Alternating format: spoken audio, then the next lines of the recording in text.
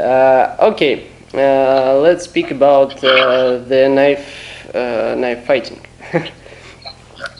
So, when did you first start training with a knife? How old were you? I got my first knife when I was 4. 4? 4. My grandfather gave me both grandfathers each gave me a knife because they carried knives. They gave me my first pocket knife, little knife, and told me keep it clean, keep it oiled, and keep it sharp, and I would give it to my grandchildren. Wow. I got my first knife with a lock when I was about 10. I got a black cat because all the other knives, were slip joint. Yes. They didn't. My grandfather told me, you had to cut into the edge so it wouldn't close on your hand. And of course, as a kid, I always turned it a little bit and it would close and cut my fingers. But the first black cat I got had a simple lock on the back, very flat, but it didn't close on your hands, and I fell in love with it. But I grew up studying arms and armor. I wanted to, be an archaeologist and know about, and I grew up in a family. My dad restored paintings. He was an artist, the late Robert Gould, the famous illustrator. So he did all sorts of stuff with Japanese and Chinese prints. So we had real prints from the old samurai era in the house. I still have 2 of them. They're from the 1800s. Wow. And so I grew up in a family where we were always talking about samurai swords, and I was always in the museums looking at swords. As a kid, I grew up making my own wooden swords and wooden knives. And of course, I had a knife in my pocket all the time. When I first started martial arts, I told them I want to learn weapons. And of course, in traditional martial art, karate, whatever, they tell you learn empty hands first, and then they might teach you weapons. And I always studied on my own. By the time I was in middle school, going into junior high school, I had already been practicing, learning on my own how to use a knife against people. It's too early. Yeah. I love knives. I just love steel. I think it's very beautiful, so that's what encouraged me to keep going. When I was little, I was encouraged to cook. So my Kindle, and I'm on a glass table, and it keeps wanting to shift. There we go. There, so you can see my hands. Yes. When I first started training and wanting to do stuff, while I was doing it, my mom and dad made me learn how to cook. So I was always using a knife in the kitchen. And then I started learning about why there were all these different types of knives. I don't think my mom knew. I don't think my dad really knew. They grabbed whatever was there. My uncle owned the delicatessen, where they cook food and serve food at a restaurant. So I learned about using knives. And then one of my grandpas used to take me fishing, so he taught me about using a knife to make fish fillets and cut stuff. And all of it just made me love knives more. And every time I had a knife in my hand or a wooden sword or I made a shield, I felt like I was a knight in armor from the old days. And that was special for me. Yeah, it's all of the life with a knife. Yes. With the steel, with I the gave blade. my daughter, when my daughter was 4, I gave her her first knife. My nephew, he was 8 when I gave him his, but he was already training with me. And my niece, I'm staying with some family right now for the Blade Show. I just gave her her first functional trainer drone, and she's 5, so she can practice. Yes, this is the family with knives, all family. So, why did you pick the knife? Why not the other martial arts? Well, because I always had a pocket knife, I knew you could carry it everywhere. That's in my grandfather's and father's time, even where I grew up, because I'm going to be 63 next month. Wow. Yeah, I'm a lot older than you. I'm a lot older than you. Yes.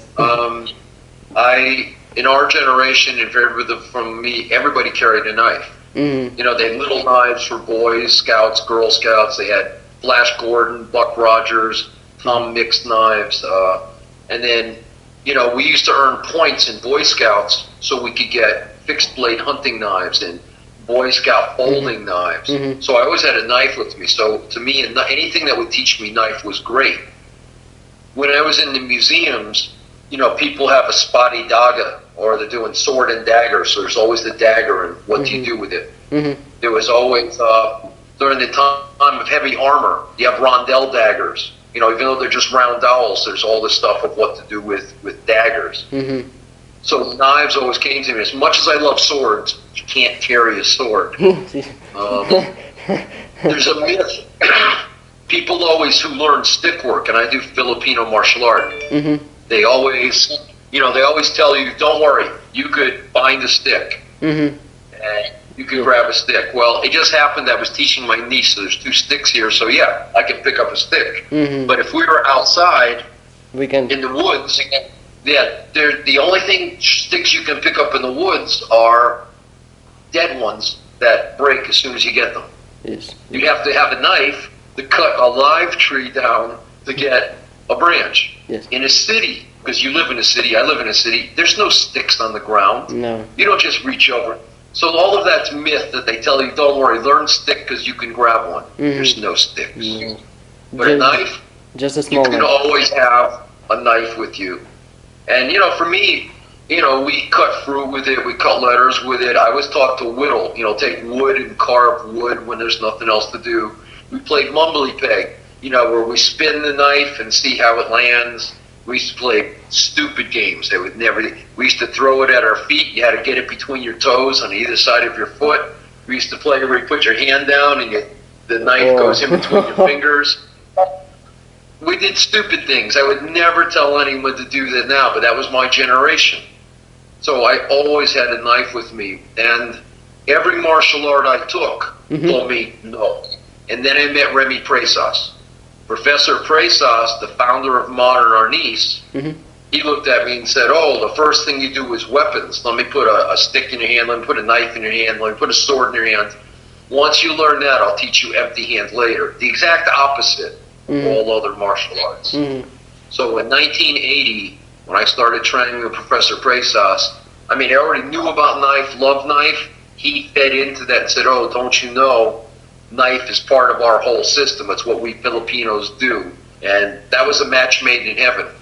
But let me just go back one little bit. Right before I met him, I met William Chung. Grandmaster William Chung of Wing Chun. Wing Chun, yeah. He came to America to teach. He's going to be here for 3 weeks. And he said, I'm going to teach Wing Chun knife. And all these people here, nobody wanted to learn it. Everybody wanted to learn Chisao, trapping, the forms. And he looked at me and said, what is wrong with these people? The essence of Wing Chun is learning knife. The motions are actually knife motions. Yes. Nobody wanted to learn it. So he was teaching, and I ate it up. I loved it. So he had me come stay with him. So I spent 3 weeks with him just learning knife. Because in real, Wing Chun blades are not big choppers. They're long, skinny knives. Yes, yes. And the motion, that's catching when you do a tansao, a pickup. That's using the back of the blade, actually, to pass someone. Yes, yes. It's Tansao is passing that blade away so I can come up and I can cut. You know, when I insert and punch, that's moving. So all the trapping moves are done actually to teach. Twice the deadliest part of Wing Chun. You know, empty hand, how tough am I? When I learn by the third form, I'm learning open fingers, means I want to hurt you. Long pole was from when all the Wing Chun people were on boats and disseminating all through China, because it's added to the system.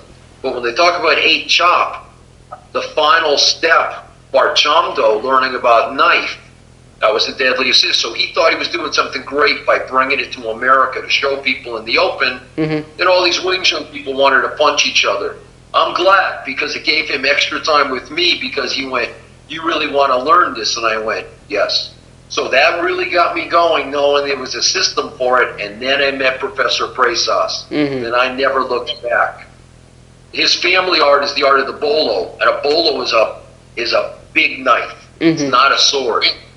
And over time, a couple of years ago, the Filipino government and the Presas family named me the guardian of the legacy of bolo, because they don't use it in the Philippines except for like Manny Prado.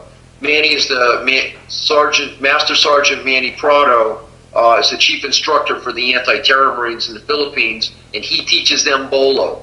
I teach bolo to our teams. Sometimes when I've been in Russia and Ukraine, I teach them that a big knife is the easiest thing to use. In Israel, I teach the teams to use a big knife. You know, 'cause you can, guys coming at you, we can knock your AK out of the way or whatever rifle is 16 out of the way, slide right down and chop your finger off. Now you don't work. Guy number 2 comes and chops your arms off, and guy number 3 comes by and goes boom, boom, double taps you, and we're done. But anyways, in real application, I love knife. And modern arnis in Filipino martial arts, starting with Wing Chun, but going to Filipino arts, that let me explore knife work all the time. And Professor Presas knew I loved knife. He used to call me the man with the knife guy. That's Bram. He's the man with the knife. He would be like running a seminar, and he'd have people. He'd go, Bram, you can't do the seminar. I go, but sir, I'm here to train. He go, no, you must go with this man. He's here from the Philippines. Go with Jose. Go with Shashir. Go with these people. Go do knife with them. I go, but sir, I came to do the seminar. And he'd go, no, I told you go. So he always encouraged me to learn. And he used to tell us you need to innovate, to translate, and then to apply it. And that's what I've done. That's how I came up with modular, that like with Alatan Lakistan and Oleg Shishkin and I teach my version, what I've seen is system, because Arnis is simple, you know. But that's why modern Arnis and Filipino arts were the ones that helped me really put it all together. It's the most important of this is applied system. Yes, you know, it's not a sport. No, it's not a sport. When you watch Olympic fencing, it's gotten so far away from the reality of what a blade is. Yes. Because it's who touches. It's like sport karate. I'm sure you've seen sport karate. If I touch you first, however I touch you, I win. Yes, it's not working in street. No, and it's dueling. And if you watch the guys who do knife work, and I've seen them on YouTube, they got their gear on and they're whacking each other. I go, that's not real. Yes. And they end up dueling. They're standing very far away and whacking at each other. And I'm like, hello. You know, they're all trying to go for what they call kill shots.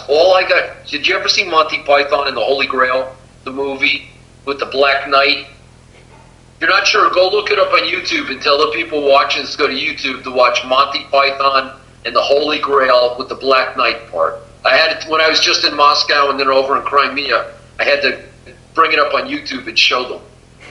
And it's funny, but it's not. Because, you know, King Arthur is coming through the woods. He finds the Black Knight, watches them fighting. The Black Knight defeats the guy that's fighting. King Arthur goes, you're a noble warrior, you should join me. Black Knight doesn't say anything. So King Arthur goes to go by him, and Black Knight goes, none shall pass. And they end up fighting. So King Arthur cuts his arm off. He goes to walk by, and the Black Knight, you know, starts bumping into him. And King Arthur goes, what are you doing? I cut your arm off. He goes, no, you didn't. So, because it's just a flesh wound. So King Arthur goes, you bloody bastard, cuts his other arm off. Now, so he's got no arms, 2 legs. So he starts using his head, hitting King Arthur, kicking him.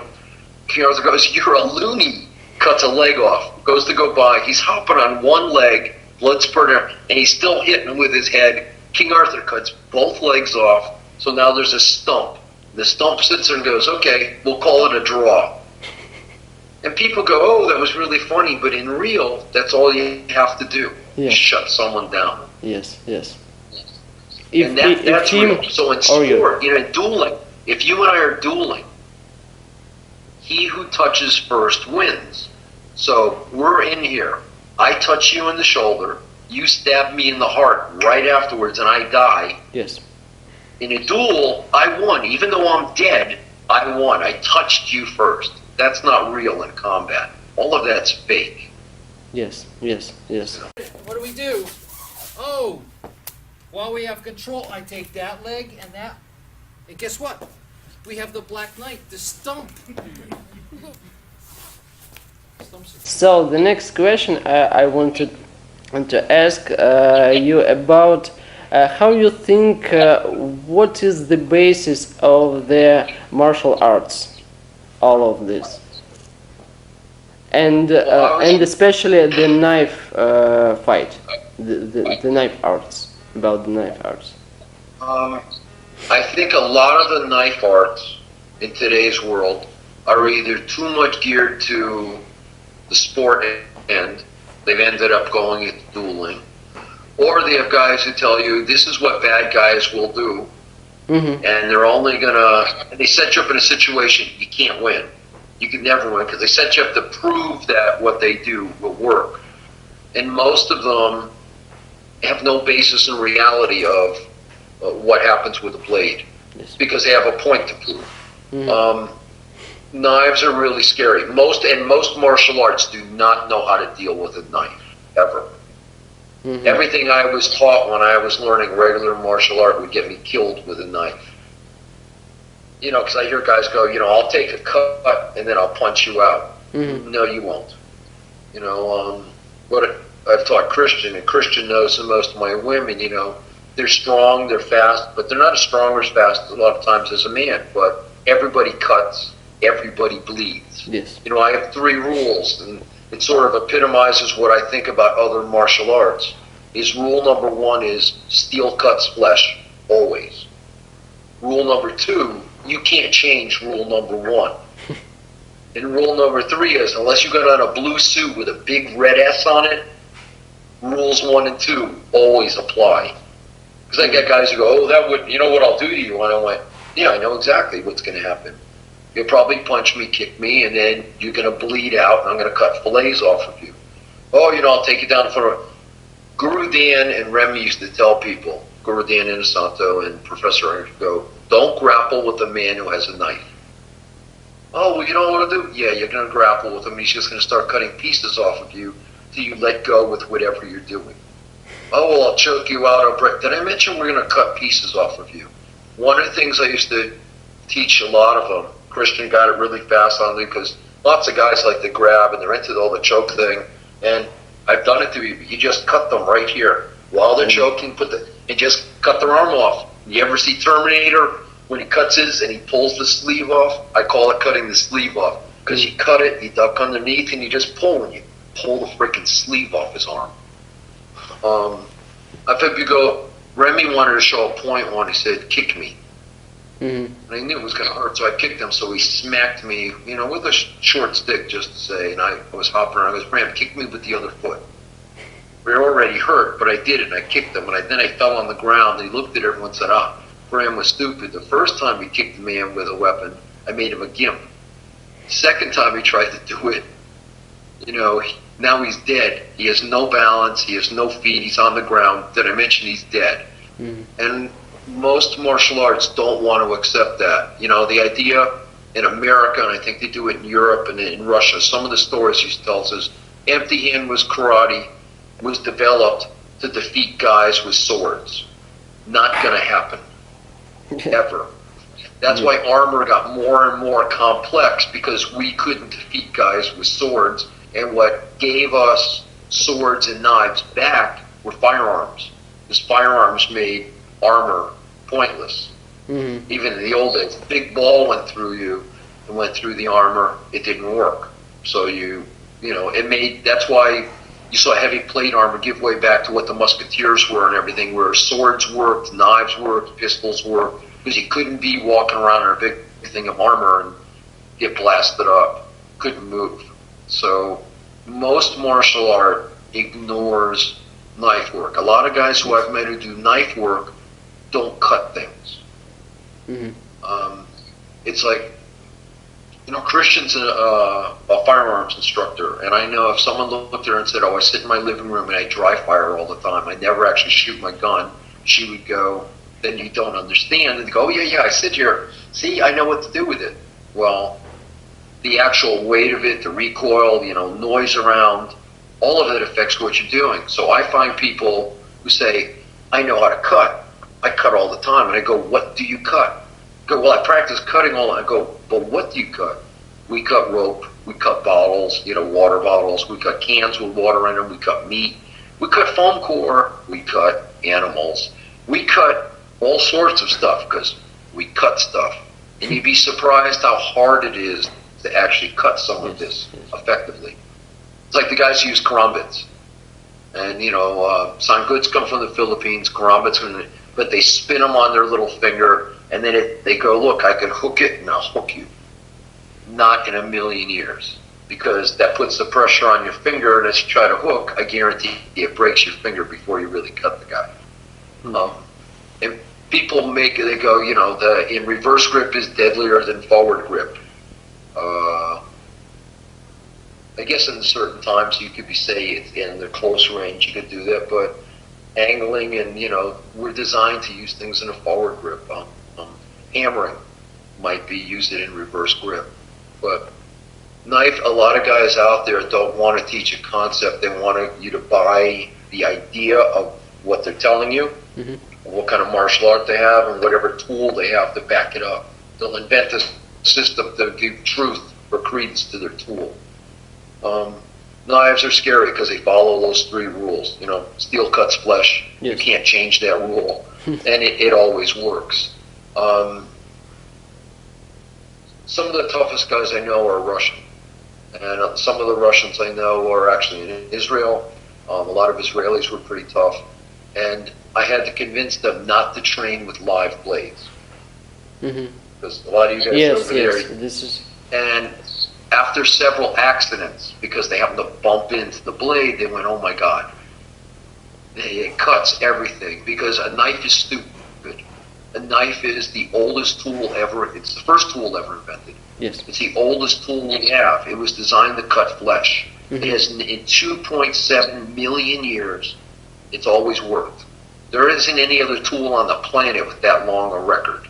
I guarantee anything you put in front of a knife will be cut. Anything you put in front of a gun, they always tell you you're going to destroy it. So you never stand in front of the muzzle. You never want to be in front of a blade. And so, again, about the whole martial art thing, I think a lot of it is, it's good self-defense. It's not martial. It's not the art of war. Martial art is supposed to be about every way of fighting dirty. Yes. Codified so that I can teach you how to fight dirty and win and use every tool around there. And the art of learning a blade is still the highest epitome of a martial art. That's why all the knights of the old days, it took forever to learn how to properly use a blade, because the back of the blade has a special use. The sides of the blade have a use. The edge has a use.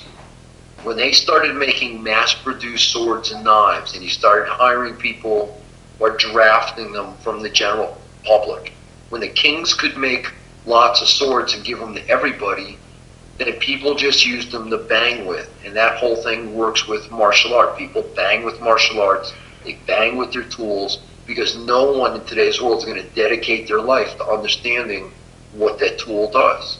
And then you get professionals. Again, that's what I meant. Like, Christian's still standing here, so I think about that. She spends hours and hours learning how to shoot and practice shooting. Yes. She does drills on the grass in front of her house. The neighbors think she's nuts, but she never stops training. And that's the kind of training that's needed for any martial. You got to train on your own and practice all the time. And most people have lives. We have to support our families. We go to school. We go to jobs. And people have taken shortcuts. And the common man who makes something work now teaches it as gospel, even if it has no combat reality, because it must be right. And I think that's affected most martial arts. And if a guy is tough in sport, not that he can't knock out someone else, not that he's not effective, but it's not combat. Combat doesn't care about weight classes, size, or anything. you do whatever. Yes. Stumps can't move because when I come and pass, there's just we're doing so. There's one leg. I pass. What do? There's the second leg. I come back. Ooh, there's his arm. What do I want? Oh, the other arm. That still gives me the what? The control to do what? Oh, back down. Oh, you couldn't spin that way, could you? You didn't. We have rules, and I don't care if it's a sport, mixed martial art or not.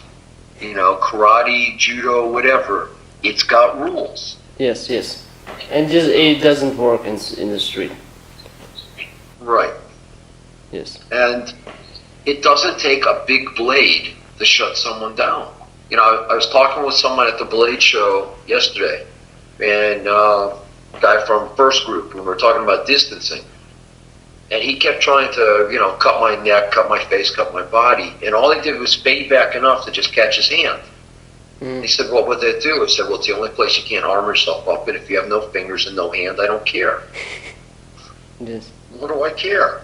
In reality, you know, old sword work was, you swing at me, I swing at you. The stumps of your hand, your arms continue. Your hand and your sword fall on the ground because that's disarming someone. You cut off their arms, and I win. And the soul. I don't want to clang my... Granted, in combat, you know, your swords clang. You try to use the best, use the back and the side to pass the blade to not ruin your edge. And the reason combat swords have guards is so that someone doesn't chop your freaking fingers off. Yes. Because if you chop off your thumb and fingers, human beings don't work. You know, we can't grab anything. You know what I'll do? I went, yes, without your hand and your fingers, your thumb, whatever. You can't hold your tool. I win. Well, you know what I would do to you? I'm going to... And they have everything. So, you know, I have them go, well, you know, sewing machine, this is what a bad guy, they're going to punch you full of holes and you drop down and die. Well, that's like saying if I shoot you, you die. In the movies, I shoot you and you fly back 42 feet. In real, I shoot you, and if you die, you fall down like a sack of potatoes. Most people don't even know they've been shot. I worked in the emergency room for many years. People get hundreds of holes in their bodies from people poking them, and they don't even know they've been poked. Stabbing someone doesn't mean they die. And if adrenaline's going, a lot of times you got hundreds of holes in your body, you don't even know you've been stabbed. Organs don't feel pain. You might eventually bleed out inside and pushes on nerves, but organs don't feel pain. Yes. Stabbing someone, poking them does not guarantee they drop down. But stopping function, you stop the muscles, because we're biomechanical pulley systems. You cut the cables, it doesn't work. Yes. You ruin the pulleys, which is the joints, it doesn't work. And draining the hydraulic system, let them bleed out, doesn't always work, because if everybody would die when they're bleeding, there'd be no heroes. Yes. There'd be no need for medics and paramedics, because as soon as they cut you, you'd be dead. But there's lots of people who've lost arms, legs, massive parts of their bodies, and, well, that's right, they're still alive. You know? Yes. So, martial art in today's world has to be tempered with the fact that most of it is not used for combat. Yes, if the other guy doesn't know what's going on and you're trained, they're in trouble. But, you know, a lot of martial art has been tempered with movie and not real. But knives are real. Knives are scary. I would never tell someone I can stop a knife because you have no idea. You know, I've cut my fingers off, or had my fingers cut off. I've been cut, I've been poked and stabbed, and each one's different. And we watched yesterday, someone who at a knife company slipped and made a massive cut. Christian had to super glue them back together. Just a little cut. His hand doesn't work real well right now. And that was just an accident. Yeah. Just a training. Yeah. So training should be, and my training is different. You've probably seen. One of the things I always tell people is don't cut yourself. Yes, yes. You know? Because the bad guy is trying to cut you. And if a bad guy wants to bite your ear off, bite your nose off, punch you, they generally have the jump on it, and they might actually do it. But the important thing is don't do stupid things where you accidentally bump into your own blade. So that's where training comes in to teach you not to cut yourself. Bad guy cuts you, that's part of, you know, our interaction. We're fighting, you cut me, I cut you. But if I cut myself, And I watch guys bump into their tools, and they disregard the input from the fact that, and I go, you need to change what you're doing. So I use marking knives differently. All of my people learn is when we use marking knives, so you have on a beige shirt, I've got on blue. So when we're sparring, there should be blue all over you because that's what I train to do. I'm training to cut you. There should be beige on me because you're training to cut me. There should be no blue on me because that's my own color. There should be no beige on you. And anywhere we see that, we should go, ooh, that's what I need to correct. Not whether I got into you, not whether I cut you. Why was my own hand or arm or leg in front of where my blade was? That's what martial arts teach you. How not to hurt yourself. How not to damage yourself while you're going after the bad guy. Can I ask you, what will you do if in the street you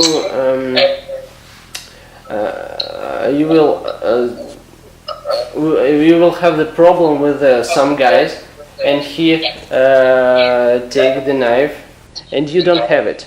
What will you do? He has a knife and I don't have one? Yes. If this one. You have to pretend that you do have one. You have to keep the same mindset because you have to do knife work to a guy with a knife. You can't do empty hand to a knife because you'll have no hands. So if you're using the same principle that you have a knife, then you can move into him or run away. Run away is generally better, but if you have a wife with you, a girlfriend, your family, or it's the woman who's doing it and she has her husband or children, you can't just say run away. The way to deal with a weapon is, and that's why some of the old Aikijitsu arts were based from sword work, so that you could learn to access the other guy's sword while doing it. Filipino arts, we learn to enter all of our motions, empty hand and blade are the same. So that as we move in, if we have to, we treat it like that. We destroy it through the same destruction of limbs to try to make sure you can't cut me, and you probably will, but that I maybe get to your tool. Prevent your tool and either put your tool back to you, called return to sender, or I could take your tool away from you, just enough to chop you up. And when you're there, you end up, if it's on the street and you use your clothing, your book, your phone, your iPad, something as a tool, just like a knife, your glass case. If you don't, you got to use your empty hands, just like there's a blade, because if you do not use blade mentality against them, you're done. And that's all again, Black Knight. My whole goal is I'm not trying to stop your body. I got to stop your hand. I got to stop the hand with the tool. That doesn't mean I don't stick my fingers in your eyes. If I have a chance to, obviously I stick my fingers in your eyes. I check you. I check your arm for motion to make sure maybe you can't stab me as fast. And none of it's guaranteed, but it's enough pause so I can get to your tool. I need to stop the arm or arms with the tools. Yes. The next question is what do you think about the sometimes ago, some ages ago, in the world we have the culture of the weapon, of the knife, of the blades.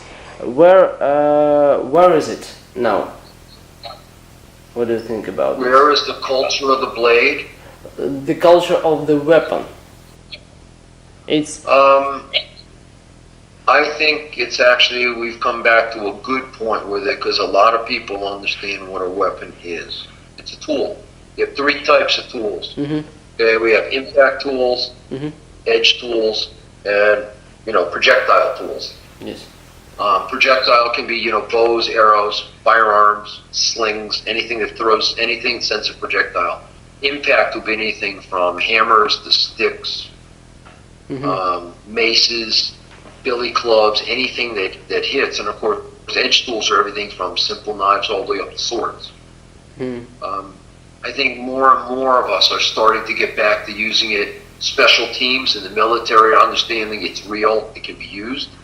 And a lot of martial arts, especially with Filipino arts coming back through, are beginning to understand it's real within it and have a respect for it. Because when there was just a modified version of karate and judo prevailing, because after World War II, we tried, all the civilized countries, Russia, the US, we tried to shut down martial art, Budo, and make it civilized. Mm. You know, why they ended up having do arts, you know, karate do, judo, okay, taekwondo. You know, it was the way of, not a way of war, but a way of developing spirit and whatever, and the idea of a weapon got lost. Yeah. Because Aikido in Aiei-jitsu became kendo. You know, where they're using shinais and banging, that's not real. Not that you couldn't beat someone up pretty good with a bamboo sword, but it's not real. Mm-hmm. Today's world, I think more and more people are learning to get back to it. So I think the cult, when they talk about the life, the idea of weapons, of edge tools, impact tools, projectile tools, it's going back to, there's a good flowering. So a lot of people want to know the reality of it. And again, you know, I told you I've been at Blade. Christian and I spent the whole weekend there. Well, you get to see all these guys who are not only making pocket knives, people are making big knives, they're making swords, and they're worried about the balance and everywhere. At the gun shows, there's no more simple guns. People are making really usable guns. And again, you know, Kristen's in front of me, so I refer to it. She does 3-gun. She understands, you know, small handgun, shotgun, and you know, rifles, and they're all different. Actually, she's getting into sniping. But all of that stuff, the idea of tools, it's no longer a small group. More and more people understanding, everybody do it. And lots of martial arts that never used tools are asking other arts to come in. You know, it used to be if you studied karate and I studied kung fu, you weren't allowed to talk to me. Now you and I would get together, Alex, and we'd switch techniques and show each other. Mm-hmm. Cross-training really has come into its own, that we don't swear our allegiance blindly to anyone. We go learn stuff. We want to learn it everywhere. YouTube, you can see stuff and pick for your own and see various stuff and go, that might work, that might not, that's pretty cool, or oh my God, what is it? But it's there. Good or bad, it's there. And it'll always be there because it's preserved. Martial arts and the whole idea of tools are more and more accepted. Yes. We're not bad guys if we carry a knife anymore. Some countries are still trying to ban it more and more because they're scared. But having a knife is the coolest thing in the world. England by banning knives, Australia by banning knives, the only ones who follow rules are good people. Bad guys don't care. So by telling the average person they can't have it, they're being overrun by bad guys because the good guys can't defend themselves. Yes. That's why in the U.S. the Second Amendment is so important to us, because we have the right to bear arms and the right to self-defense. Rule number 1, freedom of speech and religion. Rule number 2, we have guns, knives, and sticks to protect ourselves, and rule number 1. And this everything else falls under that. And this is USA, but in Europe it's not so like this. It's well, that's why in Europe, when I developed a tool that's not a knife, my crimped, you probably saw it on YouTube or my files. It has a non-cutting edge. I can use it like a knife. It's an impact tool. I can trap with it. It's got a seatbelt cutter on it where I can cut floating seatbelts, wire, cut my way through reinforced stuff. We carry that because it's sort of like a rondelle dagger. Rondelle daggers were round, fire-hardened dowels, and the guy has total armor on. So he's a human tank. So we take him down onto the ground where he can't move, and then we find the opening to run these dowels through his body. People went, oh my God. So the common man could take out a really trained human tank. Some poor guy with a wooden dowel could beat a knight in armor. All we got to do is get him on his back like a turtle and stick it through the openings and jam him. In countries where they're going to be stupid and try to take Germany just banned knives with locks. Yeah. And all the knife companies went ahead and went along with it, going, oh, we'll sell every other place but Germany. All they had to do was challenge it. What it takes is people in your own country, wherever you are, to go, that's a stupid rule. We need that changed, because the government are few people. The people are a lot. They tell us go fight someone, go do something. There's more of us than them. And yeah, in the U.S. we have some advantages to it, but anywhere. My grandparents are from Ukraine, one side of the family. The other side are from Belarusia. I know they grew up with knives in their hands and swords in their hands. And it's a shame if anybody says not to. But I've been in countries where they look at me and go, you don't have a knife in your pocket. And I'm like, well, actually they ask me, do I have a weapon? And I go, no. They take it and go, well, that's a weapon. It's a pocket knife. And I go, no, pocket knife. Yeah. But I developed, that's why at least I have the crimped, and my security teams use it. Some of my guys do. So if you're someplace where they go, you can't have an edge tool, you can't have a knife, you can't have a firearm, at least you have something to go, oh, it's a rescue tool, and I can beat the snot out of the bad guy. But it takes the people. You can make a knife out of anything. You know, a lot of times if they tell you can't travel with it, because you can always put knives in your bags and put them down underneath the luggage and take to another country. I always check out other countries' rules, and if I think I'm going to lose my own knife, when I get there, I just go to any store and buy whatever knife they'll let me have and carry it with me. Mm-hmm. You know, yes. Because I don't want to be without one. Yeah, well, yes. In the street, it's not good without it. Yeah. So can I? You know, yeah. Go ahead. Can I ask you about the psychological aspect of the knife fighting? What do you think about it? What do you think about the study of the psychological aspect in the teaching? Okay, most people, most people are scared of getting cut. I was at a seminar. We had a bunch of people, and all these people acted really tough. And I said, "Oh, you guys are going to cut someone else for you? You're going to chop someone up?" "Oh, yeah." I said, "Okay, everybody take out their knife." "Yeah." "Okay, everybody cut themselves." Yes. And all these tough guys stood there staring at me like, "What?" I said, "Well, you're so tough. Cut yourself." I said, "You're going to be in a knife fight. Well, it means you're going to get cut, so cut yourself." Now, I didn't say cut your finger off. I didn't say cut deep. I just say cut yourself. I mean, any amount of cut. These guys are... So, you know, there's a few of my guys, like me, we're holding our thumbs up when our thumbs are bleeding because we gave a quick cut. And people go, "What?" And I went, "You can't even cut yourself. You're telling me you're going to cut someone else? What kind of mindset is that?" And again, back to firearms. You know, one of the biggest things we have to teach people, and in martial arts, it's the same thing. But firearms is a real good example of, you have to give people the mindset of it's okay to kill somebody. Because a lot of people cannot give themselves that mindset. Because adrenaline comes in, and they really don't want. Normal people don't want to harm other people. You know, so we have to get people past that, because it's not something normal. That's why we have to train soldiers. Most people don't want to kill or hurt other people. You know, bad guys, sociopaths, that's different, but most people don't want to hurt other people. The psychology of actually being in a fight, or any kind of fight, knife or anything, and a weapon escalates it is, of course, adrenaline dump. Your heart's pumping. You get tunnel vision. You know, you lose your fine motor skills, and training is supposed to help you. And tachypsyche sets in, that you have time distortion of things going on. What we try to do is get people, and Peyton Quinn does it a lot, Mark Denny and a few of them,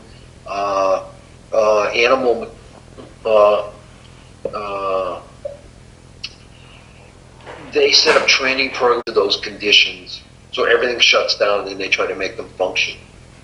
I try to keep people centered on the fact that in the psychology of a fight is, usually knife things happen so fast you don't have time to do anything but be scared. So we just try to tell people, don't panic. We try to teach them how not to panic. Because cuts and pokes can happen so quickly, you don't even know you're cut, you don't even know you're poked, and we don't want you to go, "Oh my God, oh my God." There's a video, very, very old video out by a friend of mine, Ralph Merle's, called "Surviving Edged Weapons." Never had to be redone because it always stands true. It shows how fast officers and security people can be killed with knives, even when they're looking for it. And at the end, there's interviews with people with police officers who've been attacked. And these are guys trained to be looking, trained to be in a situation. And on the first cut, they're going, oh my God, I'm cut. The second cut or third cut in that range, they're going, please don't cut me again. And by the fourth or fifth cut, of course, everybody's going, please don't kill me. Mm-hmm. And people go, oh, well, they're trained. That shouldn't happen. I go, but that's what your brain does if you're overwhelmed. So we try to teach people not to panic. And it doesn't always work. I'll be honest. I'm not going to tell you I don't get scared. I've been in places where my heart is pumping.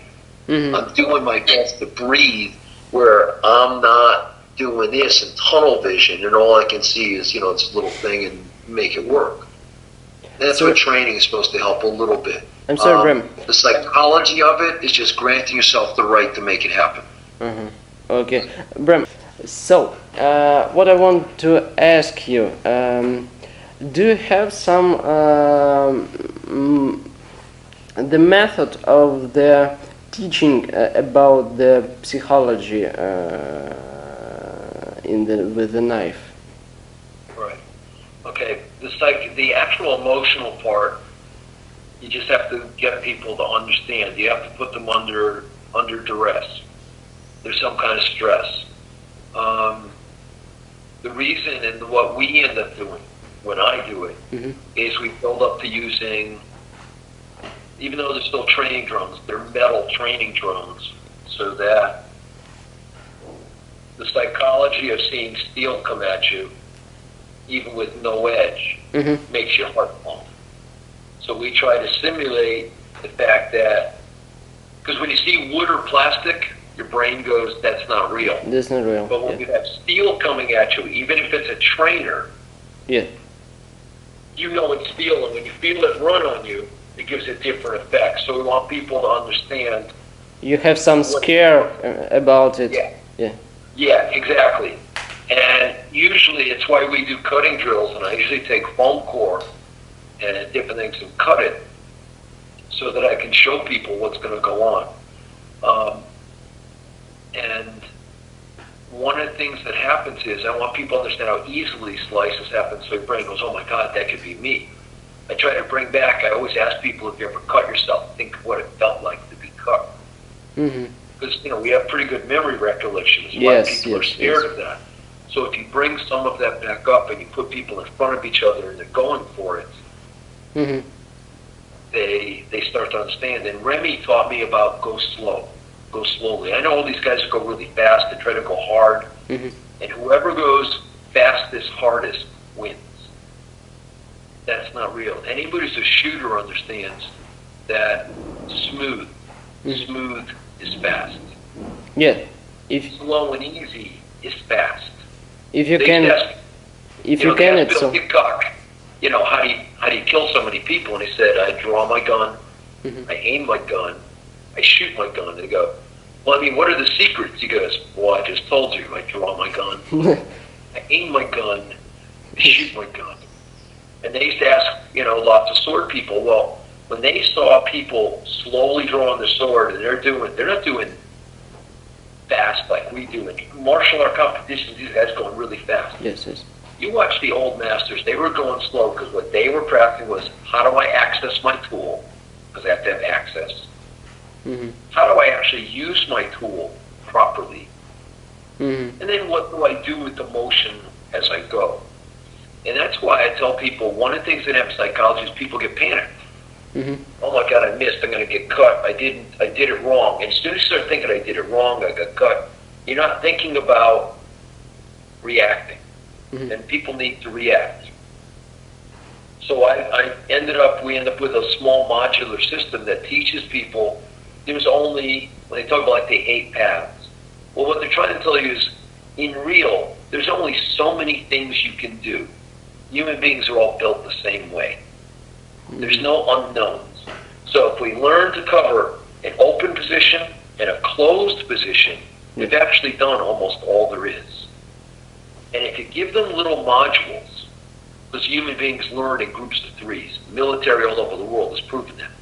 We learn in groups of 3s. If you can teach people how to do 1, 2, 3, 1, 2, 3, 1, 2, 3, because that's allowing your arms to alternate, because people's hands are either they're open or they're closed. They can alternate. I close, they follow. I close, I open, or they alternate. I close, I open, I close, I open, or they weave. That's it. Not very complicated.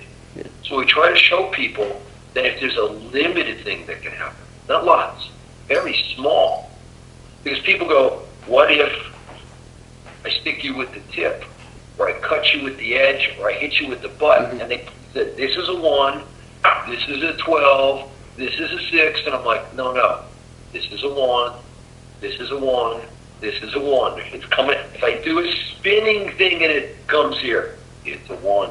A rose is a rose no matter what. That you can limit panic. And if you teach it slowly so people have a chance to see something different and go, I recognize that. Because if you can get them to recognize, there's no panic. Learning, we all learn to make a letter A. We learn the rest of the alphabet. We learn to make words. We put words together. After that, you and I don't speak the same. Why? Because everybody has their own speed and cadence of how they speak, when they speak, how they write. We all learn in school to write exactly the same. None of us write the same. Matter of fact, most of us don't know how to write anymore. We use a computer board. We use a keyboard. Yeah. That's what I try to give back. In a real martial art, you should teach people not how to do it, but how to understand it. So if I can teach you not to panic and you go, you don't care what this is coming at you. You don't care what end it is. You just go, I know what to do with that. I recognize that. That's an A.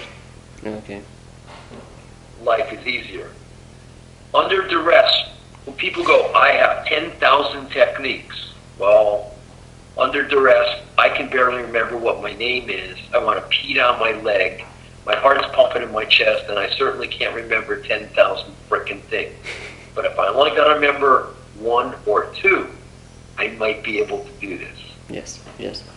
Filipino martial arts, Wing Chun, are based on simplicity. And not that they're the total answer, but within all of those arts, and within a lot, the old Japanese attitude, people used to laugh when they said, 1 punch, 1 kill. It wasn't that you really punched someone and killed them. The idea was simplicity works. In knife work, because it's so fast, the psychology has to be, how do I intercept that attack, and what's the minimum amount of damage I get to me, and how do I shut you down? Not how do I kill you. And again, back to Black Knight. What's the simplest way? Well, if all I do is and a lot of sword work is just in here. What am I doing? I'm protecting my corners. I let you run into my blade. Not, I think, all sorts of fancy, attacks into you, and I spin you around and under your arm and over your neck and chop through your belly. Because in real, I show people that if I put my arm, as you're trying to cut across my belly, if I drop my arm, you run into my arm. You know what I'll do? I said, well, you ran into the bone of my arm. I don't care if you keep rubbing on my arm. Obviously, for class, I'm trying to prove a point. I want people to see there's a barrier. I go, do you understand that right there I stopped you for a moment from killing me? I don't care if you're going back and forth. I want you to see that that's a momentary pause in a sentence where I can do something else. As long as I don't panic, I'm okay. Okay. Panic stops everything. That's a psychology, because people start to bleed and they panic. If you can teach people, and guys are really bad. Guys don't react to blood well. Women deal with blood better than men. That's a psychology, and that's why I teach my system of modular. There's a bunch of people overseas who now do it because they see it works in combat, because it's simple.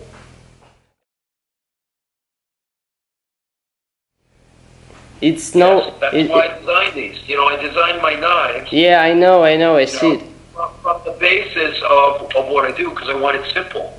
Yeah. If I put everybody in combat, I guarantee, knights in armor, you can barely see out the plate. People said they were crimped. That's really bad. Well, that's all they could see anyways. Mm-hmm. That's why, anybody who does police work or been in the military knows we stack each other up by touch because we can't see the guy next to us. We go blind. Mm-hmm. Things happen. You can't use your fingers. All these guys go, I'm going to teach you how to do all sorts of grabs and whatever. Your fingers don't work under duress. Yes. That's why, I look at it, it's got to be simple. I grab my tool, I use my tool, hammer. Blade, I got to do something really, really simple. Simple things. And I know people laugh at me because they think my system's too simple, but my guys can do it.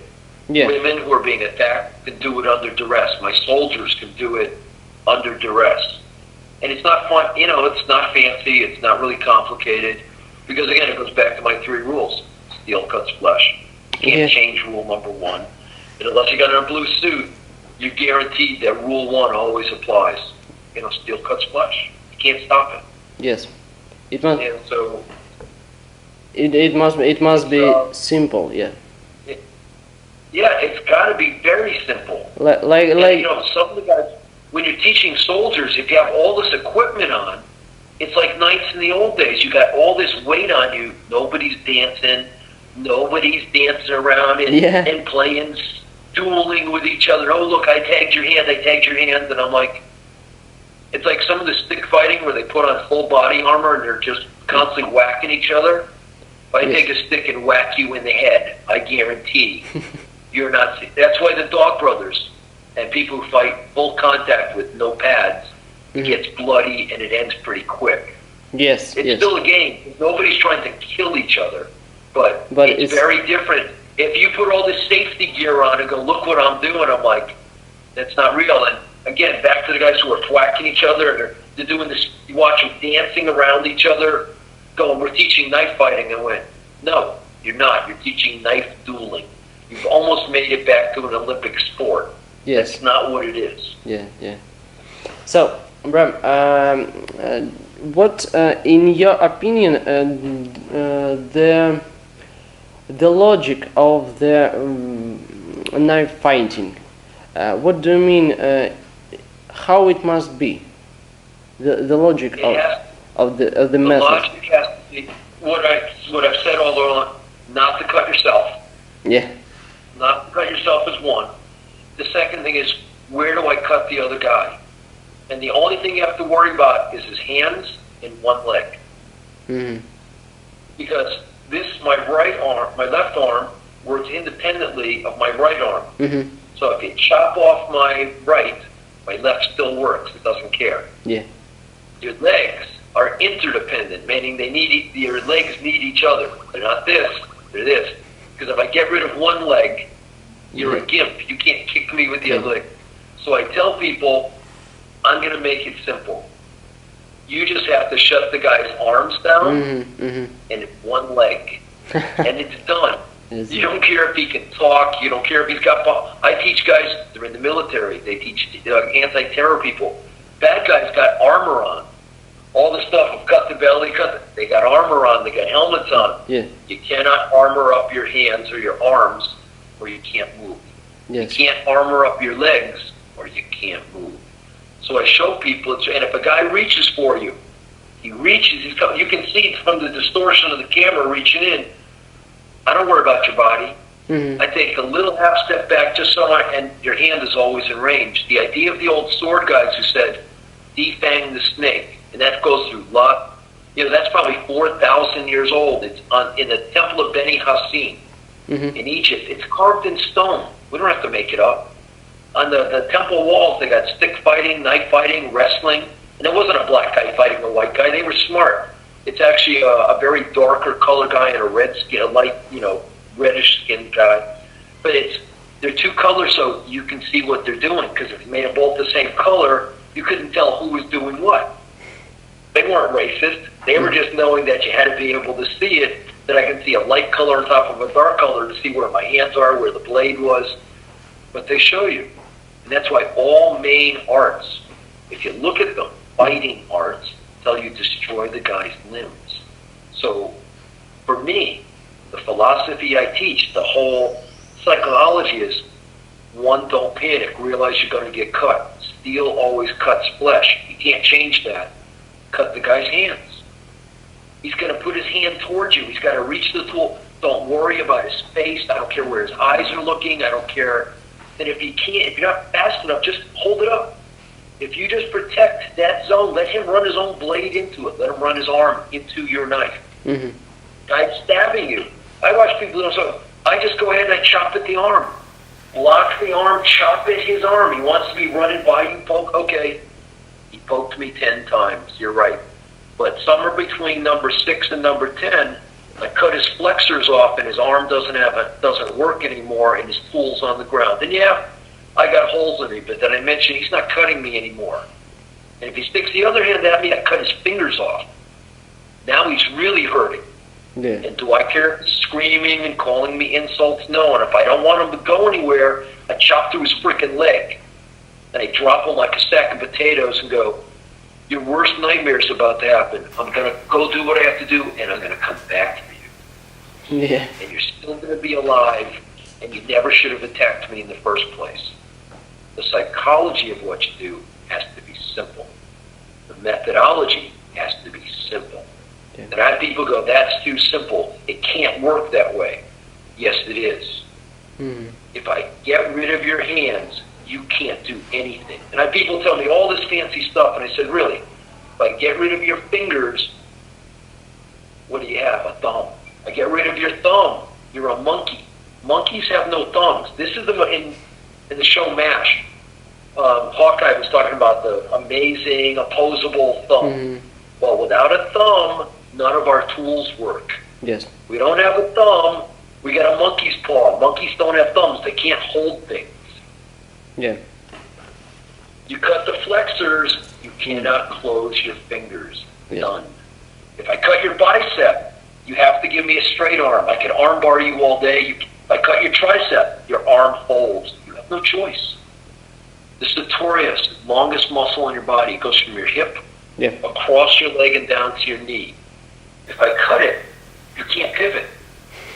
Your hip always wants to, your whole leg wants to pull out of socket. You'll chase your leg the whole time. A little bit of simple anatomy and easy spots. And you guys might have done this. All kids do it in school. You step on the guy's foot and you push on his hip. You watch your friend fall over because the whole thing locks out. I always tell people that's the easiest target zone for a leg. I don't go for like an abdomen cut. I cut your sartorius. I cut through part of the quad and I watch you go not move. Mm. Not moving is cool. Because if you can't move and I missed your arms, well, now it's easier to get to your arms because you can't move. You're trying to cut my face, cut my neck, disembowel me, cut my genitalia off. You want to intimidate me, no problem. I don't have to go very far to intercept, as Bruce Lee used to say, the intercepting fist, the intercepting way. That's what real fight. I intercept it. I may not be fast enough to stop it. I just have to intercept it. I just have to cause a destruction. Form follows function. I get rid of your form, you don't function. That's when before the beginning of this, when I talk about biomechanical pulley system, so I cut the cables, you don't work, that's when that's the psychology I teach. Don't panic, stop the hands from functioning. And my tools are designed to protect your hands, up to a modicum, because obviously they're not fighting tools. A real fighting tool would protect your whole hand, your knuckles and everything, which is why those hands had big baskets on them, and you had special gloves with metal to go in to protect and try to do stuff. And once you were in, that was it. You're like a robot. Couldn't get it out. Mm-hmm. Yeah. But that's a psychology. And people go, how do you get people ready for it? I said, you can't really get normal people ready for violence. You know, people who try all the stuff, the best thing to do is protect you from panicking. If I can prevent you from panicking, then I can teach you maybe how to deal with someone else's violence. I don't want you to get violent or mad where you forget what you're supposed to do. I want you just not panic so you can go home.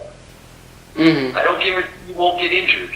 I'm not going to guarantee you won't get cut. But I want you to go home even if the bad guy doesn't. Yes.